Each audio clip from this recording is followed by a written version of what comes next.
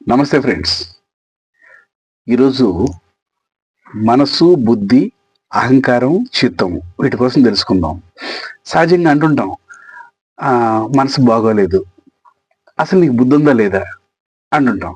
ఈ చిత్తం గురించి పెద్దగా ఆలోచించం, కానీ అహంకారం అంటే మాత్రం అదొక పెద్ద ఒక నిందా పదంలాగా వాడుతూ ఉంటుంటాం అన్నమాట, అనుకుంటా ఉంటాం. అసలు ఈ మనసు, బుద్ధి, అహంకారం, చిత్తం అంటే ఏంటో కొద్దిగా వివరంగా తెలుసుకుందాం.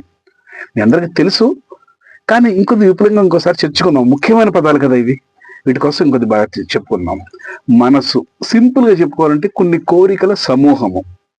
నాకు అది కావాలి, నాకు ఇది కావాలి, నేను అది అవ్వాలి, నేను ఇది అవ్వాలి, ఇట్లా కొన్ని కోరికల సమూహమే మనసు.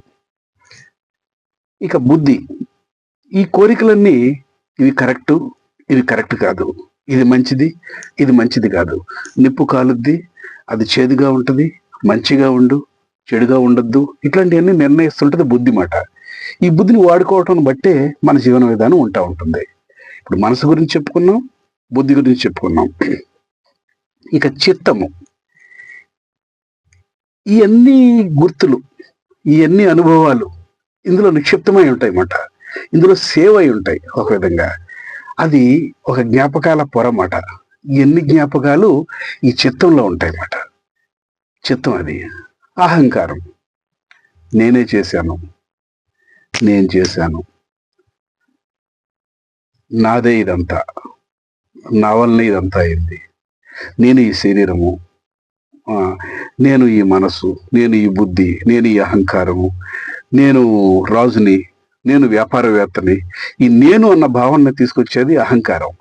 అహంకారం ఒక లెవెల్ వరకు వాడుకుంటే పర్వాలేదు, అంతకు మించి మితిమీరితే అది దురహంకారం అవుతుందన్నమాట. దానివలన చాలా ఇబ్బందులు లైఫ్లో ఎంతోమంది ఫేస్ చేస్తూ ఉన్నారన్నమాట. దాన్ని అహంగానే ఉంచుకోవాలి తప్ప ఆ కారం తీసేయాలి. సరదాగా చెప్తున్నా, అహం ప్రతివాడికి ఉంటుంది. ఆ కారం ఏడవటం వలన చాలా లైఫ్లో ఇబ్బందులు అవుతుంది అన్నమాట. ఈ కారం తీసేయాలన్నమాట. అహం మనల్ని ఒక లెవెల్కి ఉంచుకోవాలంటే, ఆ లెవెల్ దాటకంటే చూసుకోవాలి. ఇప్పుడు మనం మనసు చెప్పుకున్నాం, బుద్ధి చెప్పుకున్నాం, అహంకారం చెప్పుకున్నాం, చిత్తం చెప్పుకున్నాం. మనోబుద్ధి అహంకార చిత్తాని నాహం. ఆది శంకరాచార్యులు చెప్పారు, నేను మనసుని కాదు, బుద్ధిని కాదు, అహంకారాన్ని కాదు, చిత్తాన్ని కాదు అని ఆది శంకరాచార్యులు చెప్పారు. మనోబుద్ధి అహంకార చిత్తాని నాహం. నేను ఇదేమీ కాదు, మరి నేను ఎవరిని? ఆత్మని అని తెలుసుకున్నప్పుడు ఇవన్నీ సమభావంలో వాడుకోవటం తెలుసుద్ది.